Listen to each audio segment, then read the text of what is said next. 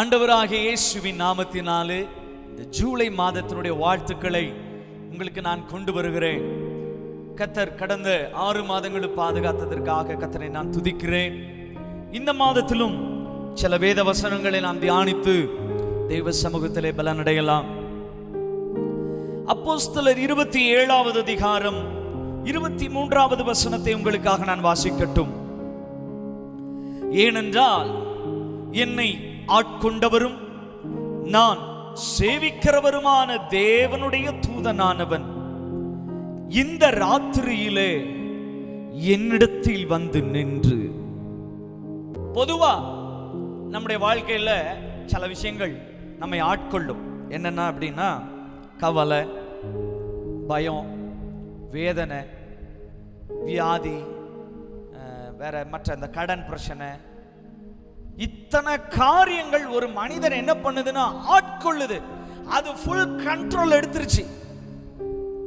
6 மாதங்கள் உங்களை என்னென்ன காரியங்கள் ஆட்கொண்டதோ கர்த்தருக்கு உங்களுக்கு மாத்திரம்தான் தெரியும். இந்த 7வது மாசத்துல சொல்றாரு, நான் உன்னை ஆட்கொள்ள போகிறேன். அவர் ஆட்கொண்டு விட்டால் என்ன நடக்கும் தெரியுமா? சில காரியத்தை உங்களுக்கு நான் காண்பிக்க விரும்புகிறேன். வேதத்தின் வெளிச்சத்திற்கு வருவோம். 276 பேர்ல பவுல் மாத்திரம் சொல்றாரு, பாருங்க, பயப்படாதீங்கப்பா, யாருக்கும் சாக மாட்டோம், யாருக்கும் எந்த பிரச்சனையும் வராது, பொருள் இழப்பு ஏற்படும், அவ்வளவுதானே தவிர எல்லாருக்கும் பயம் ஆட்கொண்டது, எல்லாருக்கும் கவலை ஆட்கொண்டது, தப்பி பிழைப்போம் என்கிற நம்பிக்கை ஒண்ணுமே இல்லாம 0%ங்க சொல்லப்பட்டிருக்கிறதாங்க. நம்பிக்கை எல்லாம் ஃபுல்லா போயிருச்சு அவங்களுக்கு. எல்லாருடைய ஆச்சரியம் என்ன தெரியுமா? எப்பா, எங்களை பயம் ஆட்கொண்டிருக்கிறது, கவலை ஆட்கொண்டிருக்கிறது, தப்பி பழைக்கிற சான்ஸே இல்லை, அது அவ்வளவுதான் முடிஞ்சு அப்படின்னு சொல்லி அத்தனை விஷயமா அவங்களை ஆட்கொண்டிருக்கும் போது பவுல மாத்திரம் ஆட்கொண்ட தெய்வத்தை அங்க அப்படி வெளிப்படுத்தி காமிக்கிறான். உங்களுக்கெல்லாம் வேற ஏதோ ஆட்கொண்டிருக்குதுப்பா, ஆனா எனக்கு ஆட்கொண்டது, என்னை ஆட்கொண்டது என் தெய்வம். சிலரோட வாழ்க்கையெல்லாம் பாருங்களேன், 6 மாசம், கடந்த 6 மாசம் அப்படியே சந்தோஷமான, அப்படியே லகுவான, ஒரு பிரச்சனையே இல்லாத ஒரு சுமூகமான பிரயாணமா 6 மாசம் இல்லையே. எத்தனை காத்து, எத்தனை புயல், எத்தனை அலைகள், எத்தனை நிந்தனைகள், எத்தனை உபத்திரவங்கள், எத்தனை தேவைகள், எத்தனை வியாதிகள், எத்தனை நெருக்கங்கள். 6 மாசமும் அடிச்ச அலைகளுக்கு அளவே இல்லை.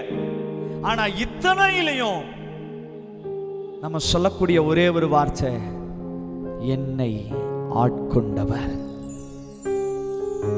என்னை ஆட்கொண்டவர் என் தெய்வம், என்னை ஆட்கொண்டவர் தெய்வம். இந்த புயல் என்னை ஆட்கொள்ளவில்லை, இந்த அலை என்னை ஆட்கொள்ளவில்லை, இந்த பயம் என்னை ஆட்கொள்ளவில்லை, இந்த கடன் பிரச்சனை என்னை ஆட்கொள்ளவில்லை, இந்த வியாதி என்னை ஆட்கொள்ளவில்லை. ஏனென்றால் என்னை ஆட்கொண்டவர் ஒருவர் இருக்கிறார். அவர் என்னை வாழ வைக்கிற தெய்வம். இந்த பிரயாணத்துல உயிர் சேதம் வராதபடி காப்பாற்றுகிற தெய்வம். ஆட்கொண்ட தெய்வம் தாங்க உங்களை 6 மாசமா நடத்தினாரு.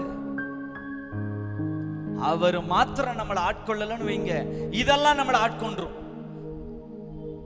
இதெல்லாம் ஆட்கொண்டுச்சுன்னா அடுத்த ஸ்டேஜ் என்னது? வாழ்க்கை அவ்வளவுதான், நம்பிக்கை எல்லாம் போயிடும். இன்னும் சில உதாரணங்கள் வேதத்தில் இருக்கிறது. அந்த காரியங்களை உங்களுக்கு நான் காண்பிக்க விரும்புறேன். இந்த அலை புயல்லாம் வீசும்போது பவுல் என்ன ஸ்டேட்மெண்ட் சொல்றாரு பாருங்களேன். அது கீழே உள்ள வசனத்துல, ஆகிலும் திடமனதாயிருங்கள், 22வது வசனம், ஆகிலும் திடமனதாயிருங்கள் என்று இப்பொழுது உங்களுக்கு தைரியம் சொல்லுகிறேன், கப்பர் சேதமே அல்லாமல் உங்களில் ஒருவனுக்கு பிராண சேதம். யார் தைரியம் சொல்றா? ஆக்சுவலா இவர் அந்த சூழல்ல தானே இருக்காரு. அந்த புயலுக்கு நடுவில் இவர் இருக்காரு, அலைக்கு நடுவில் பவுலும் இருக்கிறாரு, எல்லாத்துக்கும் நடுவில் இருக்கிறாருங்க பவுலு.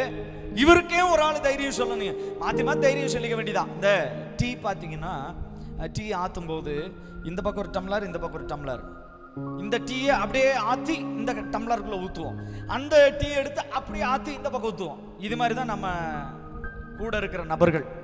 இங்க இருக்கிறத அப்படி இங்க ஷேர் பண்ணுவோம், அங்க இருக்கிறது இப்படிதான் ஆத்திக்கிட்டு இருக்கிறோம்.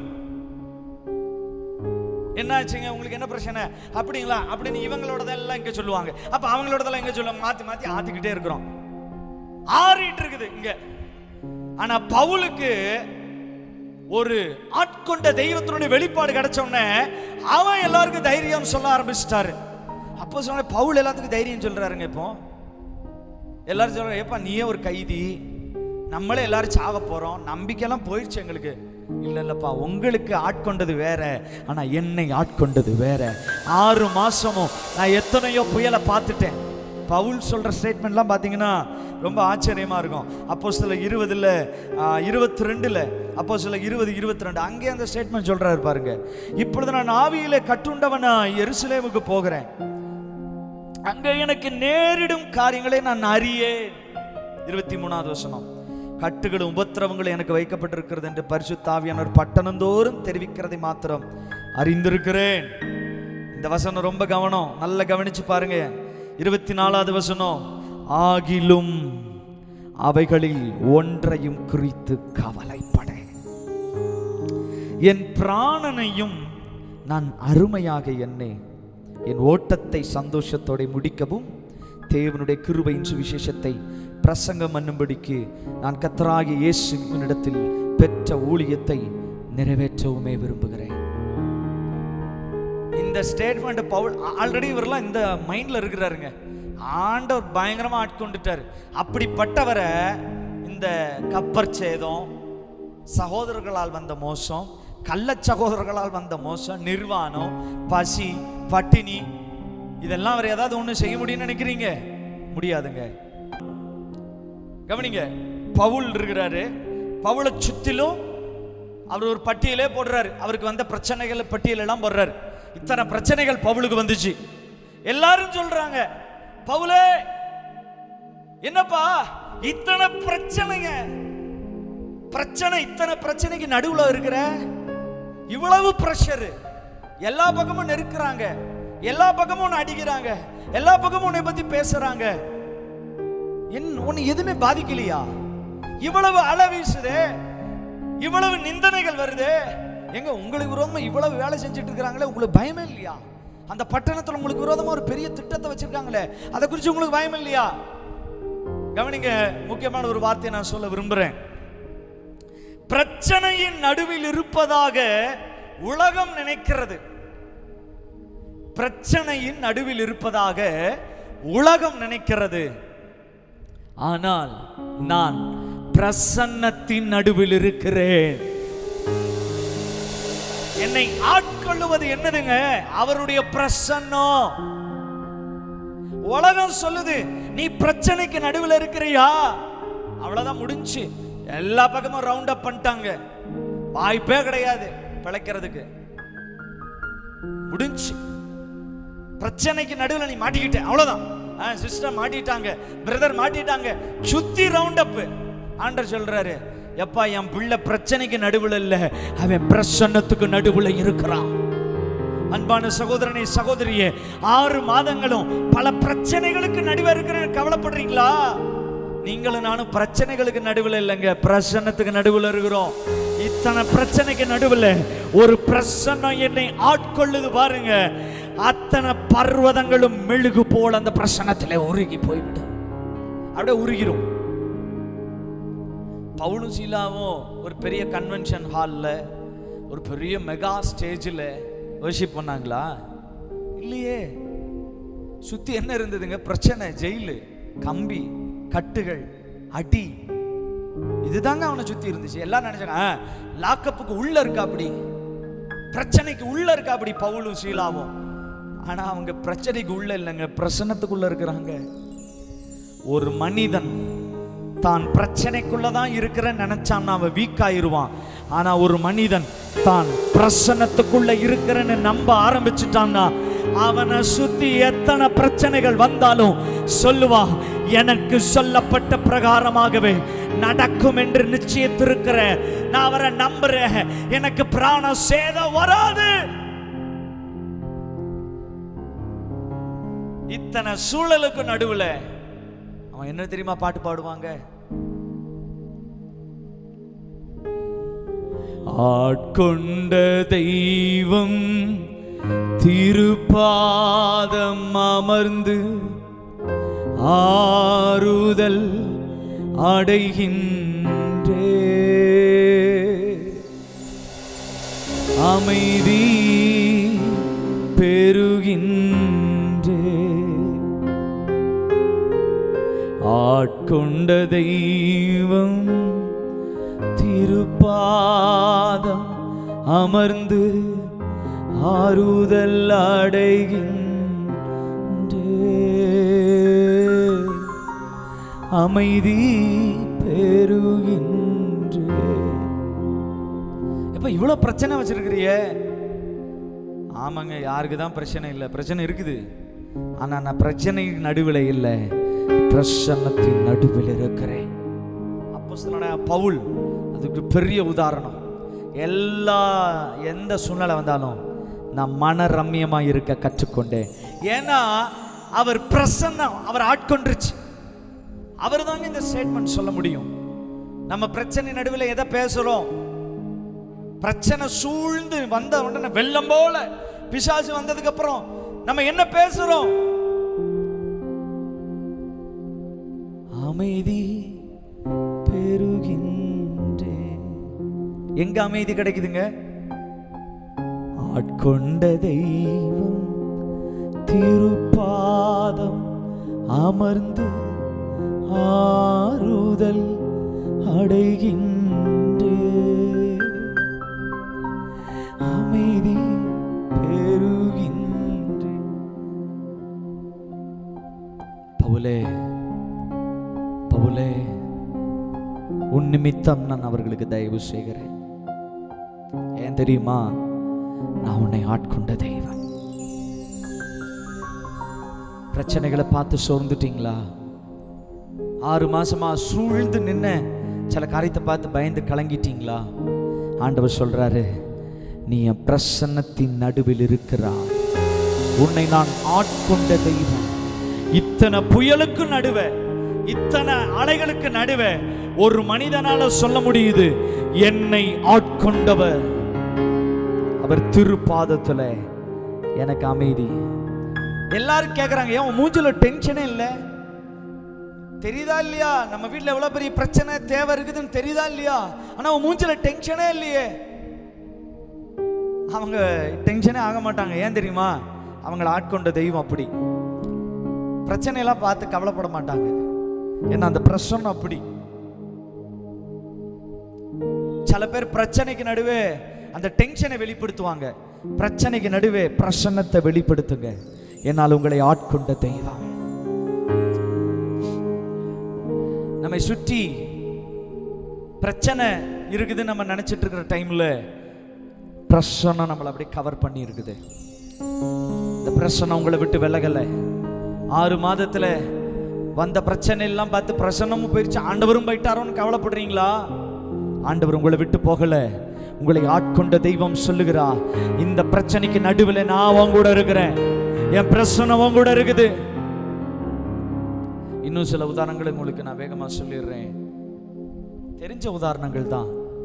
சாத்ராக், மேஷாக், ஆபேத்நேகோ அவங்களை என்ன சூழ்ந்துருச்சுங்க? அக்கினி சூளை, 7 மடங்கு எரிகிற அக்கினி சூளை அப்படியே அவங்கள கவர் பண்ணிருச்சு. எல்லாரும் பார்வை என்ன இருக்கு? மாட்டிட்டாங்க பிரச்சனைக்குள்ள. பிரச்சனை அவங்கள சூழ்ந்துருச்சு. பிரச்சனை அவங்கள சூழ்ந்துருச்சு.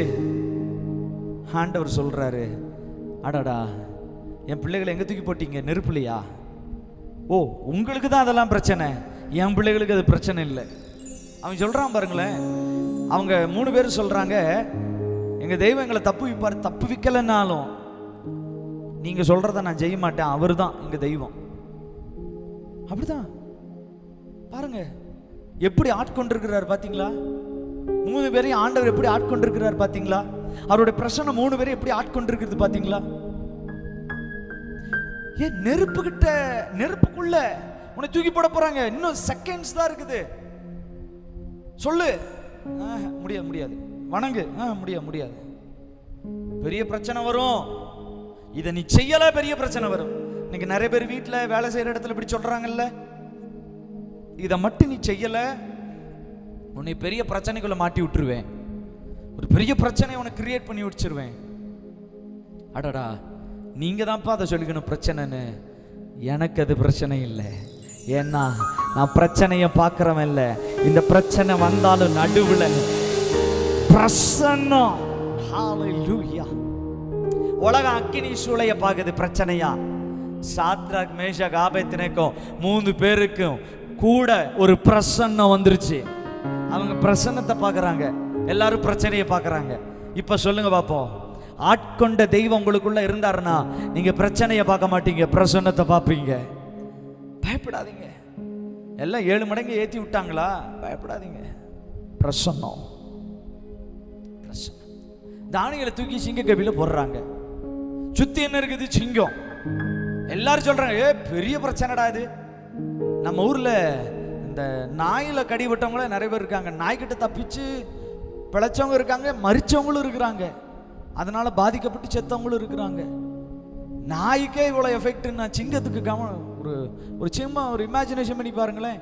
எல்லாரும் சொல்லுங்க, ஏ தானியேலே வசமா மாட்டிடா, பயங்கர பிரச்சனையில நீ போயிட்ட உள்ள, இதுக்கப்புறம் உன்னை காப்பாற்ற முடியாது யாராலையும். சிங்கத்துக்கிட்ட போய் யாரா அவனை காப்பாற்ற முடியும்? வாய்ப்பே இல்லை தானியேல், முடிஞ்சு.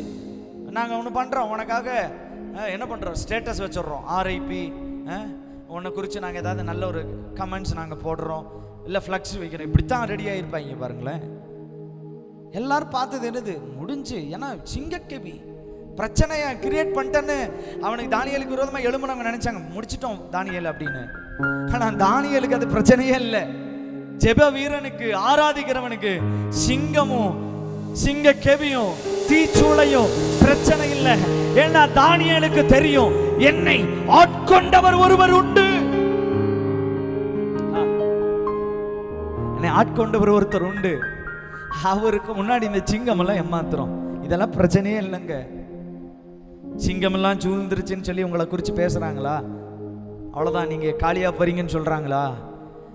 அவங்கெல்லாம் எதை பிரச்சனை கிரியேட் பண்ணாங்களோ அதுக்கு நடுவில் பிரசன்னம் உங்களை பாதுகாக்கும். இந்த 7வது மாசம் எத்தனை பிரச்சனைகள் வந்தாலும், கடந்த 6 மாதத்தில் எத்தனை பிரச்சனைகள் வந்திருந்தாலும், 7வது மாசம் சொல்றாரு, நான் உன்னை ஆட்கொள்ளுவதினாலே, அந்த பிரசன்னம் ஆட்கொள்ளுவதினாலே பிரச்சனைகள் உன்னை ஒன்றும் செய்ய முடியாது. அண்ணாலை சுத்தி என்ன இருந்துச்சுங்க? நல்லா இருந்ததுங்களா சூழ்நிலை எல்லாம்? அண்ணாலை சுத்தி எல்லாம் ப்ரெஷரு, மனசு வேதனை, ரொம்ப பேசியே கொள்றாங்க. அண்ணால் உன்னை சுத்தி எல்லாம் நல்லா பேசுறாங்களா? இல்லைங்க, பயங்கரமா சாப்பிடும்போது தாங்க இப்படி பேசுறா, மனசு கஷ்டமா இருக்குது, சாப்பிட கூட முடியல, நான் என்ன பண்றது, கர்த்தர் கற்பத்தை அடைச்சிருக்கிறாரு. எல்லாரும் சுத்தி சுத்தி பாத்தீங்கன்னா பிரச்சனை பிரச்சனை பிரச்சனை, பிரச்சனைக்குரிய வார்த்தைகள். உங்க வீட்டுல கூட பிரச்சனை பண்ணணும்னே வார்த்தை பேசுறாங்கல்ல. இந்த வார்த்தையை அப்படி கிளறி விட்டா இவளை வீட்டை விட்டு துரத்திடலாம், இவனை வீட்டை விட்டு துரத்திடலாம், இந்த இவங்களை அழிச்சிடலாம். பிரச்சனைக்குரிய வார்த்தைகளை பேசுறாங்கல்ல. ஆண்டவர் சொல்றாரு, அத்தனை பிரச்சனைக்குரிய வார்த்தைகளுக்கு நடுவில் எல்லாருக்கும் அது பிரச்சனை. ஆனா அண்ணால ஆட்கொண்டது தேவ பிரசன்னம். அத்தனை வார்த்தைகளுக்கும் நடுவே அண்ணால் எங்க ஓடி போனா? தேவாலயத்திற்கு போகிறான். ஓடி போய் தேவ சமூகத்தில் அமர்ந்து அவருடைய இருதயத்தில், அவருடைய பாதத்தில் இருதயத்தை ஊற்றி, ஆட்கொண்ட தெய்வம் திருப்பாதம் அமர்ந்து ஆறுதல் அடைகின்றே, அமைதி பெருகின்றே. மகளே, மகனே, சகோதரா, சகோதரி, தகப்பனே, தாயே, இந்த வார்த்தையை நீங்கள் எங்கிருந்து வேண்டுமானால் கேட்டுக்கொண்டிருக்கலாம். உங்களை சுற்றி பிரச்சனைகளை உருவாக்கிட்டாங்களா? வாழவே முடியாத அளவுக்கு பிரச்சனைகளை உருவாக்கிட்டாங்களா? 7 மடங்கு அக்கினியை ஏற்றி விட்டுட்டாங்களா? சிங்க கெபியில போட்டுட்டாங்களா? சிறைச்சாலையில போட்டுட்டாங்களா? புயல பெரிய அலைகளை எழுப்பி விட்டுட்டாங்களா? ஆண்டவர் சொல்றாரு, நான் உன்னை ஆட்கொள்ளுகிற தெய்வம். பயப்படாத, பயப்படாத, பயப்படாத. என் திருப்பாதத்தில் அமர்ந்திருக்கிறல்ல, இத்தனை பிரச்சனைக்கு நடுவில் என் பாதத்துக்கு ஓடி வந்தல்ல, ஒரு அமைதி. இந்த ஜூலை மாதத்துல அந்த பிரசன்னம் அப்படியே நம்மளை அமைதிப்படுத்துது, அப்படியே அமைதிப்படுத்துது. அமைதி. இன்னைக்கு மனுஷன் எதாங்க தேடி போகிறாங்க? அமைதியை தான். எங்கேயாச்சும் போனால் அமைதி கிடைக்குமா? ஆனால் கிடைக்குது அமைதியா, அது கொஞ்ச நேரமாக தான் இருக்கு. இயேசுவும் சீஷர்களும் படகுல போறாங்க. காற்று பயங்கரமா அடிச்சு கடல் கொந்தளிக்கிறது. பிரசன்னத்தை பார்த்தாங்களா, பிரச்சனையை பார்த்தாங்களா? பிரச்சனையை தான் பார்த்தாங்க. அதனாலதான் கத்தி கத்தி, ஆண்டவரே நாங்க சாக போறோம். போட்ல உங்க படகுல தாங்க பிரசன்னமே இருக்குது, அதை ஏன் பார்க்க மாட்டோம் நம்ம? உன்னை ஆட்கொண்ட தெய்வம், உன்னை 6 மாதங்கள் சுமந்த தெய்வம், எத்தனை பிரச்சனைக்கு நடுவிலையும் உன்னை ஆட்கொண்டு 6 மாதம் நடத்த முடியும் என்றால் இந்த தேவன் சதா காலங்களிலும் நம்முடைய தேவன். எப்ப வரைக்கும் நடத்துவாரு? மரண பரியந்தம். ஆட்கொண்ட தெய்வம் நம்மை நடத்துவா, நம்மை நடத்துவா. இத்தனை பிரச்சனை. இந்த நான் சொன்ன உதாரணத்திலலாம் பாருங்களேன், இந்த சீஷர்களுடைய உதாரணத்தை தவிர மற்ற எல்லா உதாரணத்திலையும் பாருங்களேன், அவங்க முகத்துல பிரச்சனையில் இருக்கிறாங்கிறது அடையாளம் இல்லை, அப்படி காமிச்சிக்கவே இல்லை. அவங்க முகத்துலலாம் பிரசன்னம் இருந்துச்சுங்க. ஆனா சீஷர்களுடைய வாழ்க்கையில் என்ன வந்துருச்சு? பிரச்சனை தான் அவங்க முகத்துல தெரியுது. ஆண்டவர் சொல்றாரு, இல்லப்பா என் பிரசன்னம் தெரியட்டும், நான் உன்னை ஆட்கொண்டு இருக்கிறேன். ஊழியத்துக்கு அழைச்ச தெய்வம் கைவிட்டுருவாரா? ஒரு 4 பேர் விரோதமா எழும்பிட்டாங்கன்னா கைவிட்டுருவாரா? விட மாட்டாரு. உன்னை ஆட்கொண்ட தெய்வம், இந்த ஊழியத்துக்கு உன்னை ஏற்படுத்தின தெய்வம் கைவிட மாட்டா, கைவிட மாட்டா. தகப்பனே நன்றி அப்பா. கவலைப்படாதீங்க, அவர் உங்களை நடத்துவார். கர்த்தருக்குள் எப்பொழுதும் சந்தோஷமா இருங்க. இந்த வசனத்தை எழுதும்போது பவுல் நல்ல ஒரு ஏசி ஹாலில் இருந்துட்டு அல்லது ஒரு நல்ல சோஃபாவில் உட்காந்து ஜாலியாக சந்தோஷமாக எழுதலை. சிறைச்சாலையில் கட்டப்பட்ட நிலைமையில் சொல்கிறாரு பவுல், சந்தோஷமா இருங்கய்யா, சந்தோஷமா இருங்கன்னு மறுபடியும் சொல்கிறப்பா, சந்தோஷமா இருங்க. எல்லாருக்கும் கேள்வி அதுதான், இத்தனை பிரச்சனைக்கு நடுவில் எப்படி பாஷை சந்தோஷமா இருக்கிறது? எப்படி பிரதர் சந்தோஷமா இருக்கிறது? பாருங்க, வீட்டுக்கு வந்து மட்டும் பாருங்க எவ்வளோ பிரச்சனை இருக்கு தெரியுமா? அவன் பிரச்சனை அவனுக்கு தான் தெரியும், நம்ம சொல்லுவோம். ஆனா பவுல் என்ன சொல்றாருங்க? சந்தோஷமா இருங்க. பிரச்சனையை மூஞ்சில காமிக்காதீங்க, பிரசன்னத்தை காமிங்க. என்ன உங்களை ஆட்கொண்ட தெய்வம் அது. பிரச்சனை, கவலை, பயம், வியாதி, கடன், தரித்திரம், இது உங்களை ஆட்கொண்டதையும் உங்களால வெளியே முகத்துல காமிக்க முடியும். உங்களை ஆட்கொண்ட தெய்வத்தினுடைய பிரசன்னத்தையும் வெளியே காமிக்க முடியும். எதை காமிக்க போறோம்? இந்த 7வது மாசம் உங்க முகத்தை பார்த்தாலே பிரசன்னம் தெரியணும், பிரசன்னம் தெரியணும். சில முகத்தை பார்த்தாலே கண்டுபிடிச்சிருவோம், ஏதாவது பிரச்சனையா அப்படின்னு கேட்குறாங்கல்ல, ஏன் முகத்துல காமிச்சிடுறாங்க. யோபுக்கு வராத பிரச்சனையாங்க நமக்கு வந்துருச்சு. எவ்வளோ பிரச்சனைங்க, ஒரே நாள்ல எல்லாம் போச்சுங்க. இப்படி எனக்கு தெரிஞ்சு சரித்திரத்தில் யாருக்கு நடந்திருக்கான்னு தெரியல, ஒரே நாள்ல எல்லாம் போச்சு. அவர் சொல்றாரு, ஏன் மீட்பர் உயிரோடு இருக்கிறாருயா, அவர் என்ன கொன்னாலும் அவர் மேல நம்பிக்கை இருப்பேன். பிரசன்னம் அப்படி ஆட்கொண்டிருக்குது அவரை, தேவன் அப்படி ஆட்கொண்டிருக்கிறார் அவரை. கர்த்தருடைய நாமம் மகிமைப்படட்டும். ஒருவேளை ரொம்ப பிரச்சனைகளுக்கு நடுவே இந்த வார்த்தைகளை கேட்டுக்கொண்டிருக்கலாம். கடன் பிரச்சனை, வியாதி பிரச்சனை, அது இது எல்லா பிரச்சனைகள்லாம் இன்னைக்கு ஒரு அளவுகோல் வைக்க முடியாது. எல்லாத்துக்குமே பிரச்சனை பல விதங்கள்ல. சொல்லப்போன சின்ன வயசுலேருந்து பெரிய வரைக்கும் ஒவ்வொருத்தரும் ஒரு பிரச்சனையை சொல்றாங்க. இத்தனை பிரச்சனையில் யார் உங்களை ஆட்கொள்ளுகிறார்? அந்த பிரச்சனைகள் உங்களை ஆட்கொள்ளுகிறதா? அந்த பிரச்சனை உங்களை ஆட்கொள்ளுகிறதா? ஆண்டவர் சொல்கிற அந்த 7வது மாசத்துல நான் உன்னை ஆட்கொள்ள விரும்புறேன். தேங்க்யூ அப்பா, தேங்க்யூ அப்பா, நன்றி ஆண்டவரே. அப்படியே ஜெபத்தோட இந்த பாடலை பாட போறோம். உங்களுக்காக நான் ஜெபிக்க விரும்புகிறேன். உங்கள் வாழ்க்கையில் நீங்கள் எந்த சூழ்நிலையில் வேணும் இந்த வார்த்தையை கேட்டுக்கொண்டு இருக்கலாம். பிரச்சனையை தீர எங்கே போனாலும் இந்த பிரச்சனைக்கு தீர்வு இல்லை. எங்கெல்லாமோ ட்ரை பண்ணிட்டேன் ஐயா, இந்த பிரச்சனை இன்னைக்கு தான் தீரும். ஆண்டவர் சொல்றாரு, உன்னை பிரச்சனை சூழ்ந்திருக்கிறதான்னு நீ பார்க்குற, நான் உன்னை சூழ்ந்திருக்கிறேன். பிரசன்னம், என் பாதம், என் சந்நிதிக்கு வா, என் பிரசன்னத்தினால உன்னை நான் கவர் பண்றேன். நீ பிரச்சனைகளுக்கு நடுவே இருக்கிறன்னு உலகம் சொல்லுது, ஆனால் நான் சொல்றேன், நீ என் பிரசன்னத்தின் நடுவில் இருக்கிறாய்.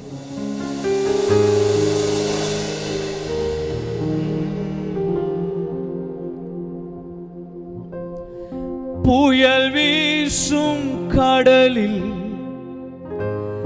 தடுமாறும் படகை தாங்கிடும் நங்கூரமே. புயல் வீசும் கடலில் தடுமாறும் படகை தாங்கிடும் நங்கூரமே.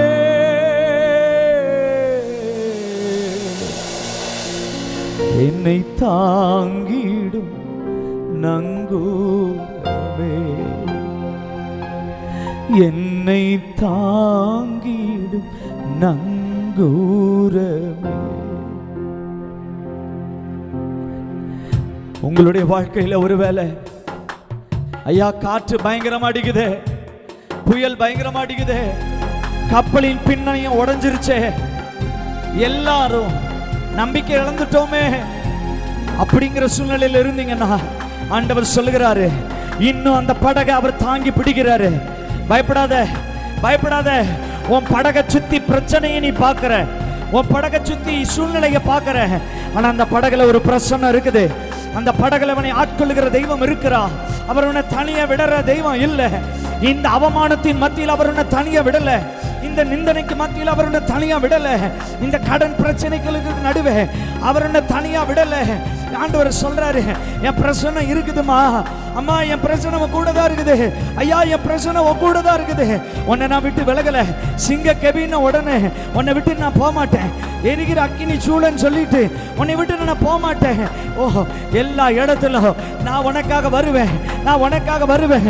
ஏன்னா நீ பிரச்சனையை பார்க்காம என் பிரச்சனத்தை பார்த்ததுனால உனக்காக நான் வர்றேன், உனக்காக நான் வர்றேன். 6 மாதமும் உன்னை சுத்தி சிங்கங்கள் நிற்கிறதா, 6 மாதமும் புயலும் கடல் அலையும் கொந்தளிக்கிறதா. ஆண்டவர் சொல்றாரு, நான் உனக்கு அமைதி தர்றேன். இந்த 7வது மாசம் ஒரு அமைதி தர்றேன். என் பிரசன்னம் ஒரு அமைதியை தருது, என் பிரசன்னம் ஒரு பாதுகாப்பை தருகிறது.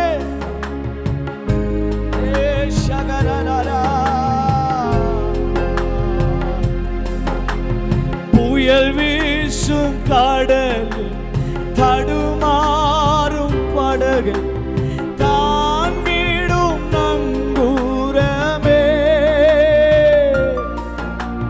புயல் வீசும் கடலில் தடுமாறும் படகை தாங்கிடும் நங்கூரமே. உன்னை தாங்கிடும் நங்கூரமே,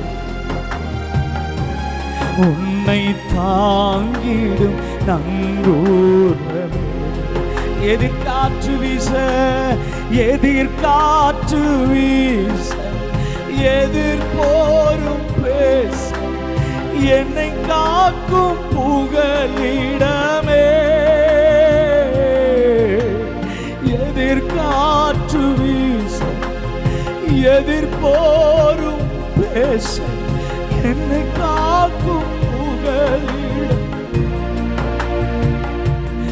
தினம் என்னை காக்கும் புகழ், தினம் என்னை காக்கும் புகலிடமே. ஆட்கொண்ட தெய்வம் திருப்பாதம் ஆறுதல் அடைகின்றேன். அமைதி பெருகின்றேன், ஆறுதல் அடைகின்றேன். அமைதி பெருகின்றேன்.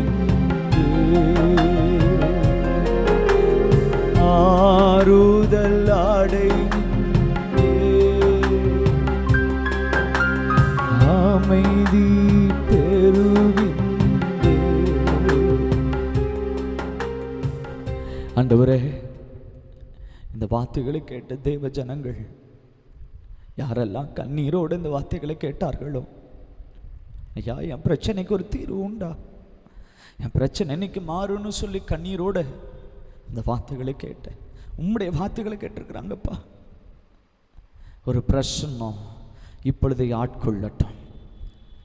எங்க இருந்து இந்த வார்த்தைகளை கேட்டுக்கொண்டிருந்தாலும், ஒருவேளை பிரயாணத்தில் இந்த வார்த்தைகளை கேட்டாலும் சரி, இப்பொழுதே சிறியவர்கள் முதல் பெரியவர்கள் வரை ஒரு பிரசன்னம் ஆட்கொள்ளட்டும். இந்த ஜூலை மாதத்தில் ஒவ்வொரு நாளும் ஒவ்வொரு நிமிஷமும் உம்முடைய பிள்ளைகளை நீர் ஆட்கொள்ளுங்க ஆண்டவரே. நீங்க ஆட்கொள்ள ஆரம்பிச்சிட்டீங்கன்னா நாங்க எதை குறித்து பயப்பட மாட்டோம், தைரியமாயிருப்போம். நாங்க நிறைய பேருக்கு தைரியம் சொல்லுவோம். ஆண்டவரே, எங்களுக்கு இந்த உலகத்திலே அமைதி தருகிற, நித்திய நிரந்தர அமைதி தருகிற ஒரே இடம் உங்க பாதம் ஆண்டவரே. உங்க பிரசன்னம், அந்த பிரச்சனைகளை ஆட்கொள்ளட்டும் ஆண்டவரே. எங்க குடும்பங்களை, ஊழியங்களை ஆட்கொள்ளட்டும். தேவைகளின் மத்தியில், வியாதியின் மத்தியில், இந்த வியாதியின் பிரச்சனைக்கு ஒரு தீர்வு கிடையாதான்னு சொல்லி கண்ணீரோடு ஜெபிக்கிற சகோதரனுக்கு, சகோதரிக்கு ஒரு பிரசன்னத்தின் ஆளுகை அனுப்புகிறோம். எஸ், பிரசன்னத்தின் ஆளுகை இப்பொழுதே கடந்து போகட்டும். அவங்க இருக்கிற படுக்கையை நிரப்பட்டும் இயேசுவின் நாமத்தினால். அந்த வியாதியின் படுக்கை மாறுவதாக. அற்புதம் நடக்கட்டும். உங்களை நம்பி வாஞ்சையா இருக்கிறதுனால எங்க பிரசன்னத்தை எங்கள் மேல அனுப்பி எங்களை விடுவித்து காப்பாற்றுவீங்க. அதுக்காக நன்றி. ஒவ்வொருவரையும் ஆசீர்வதியும் பலப்படுத்தும்.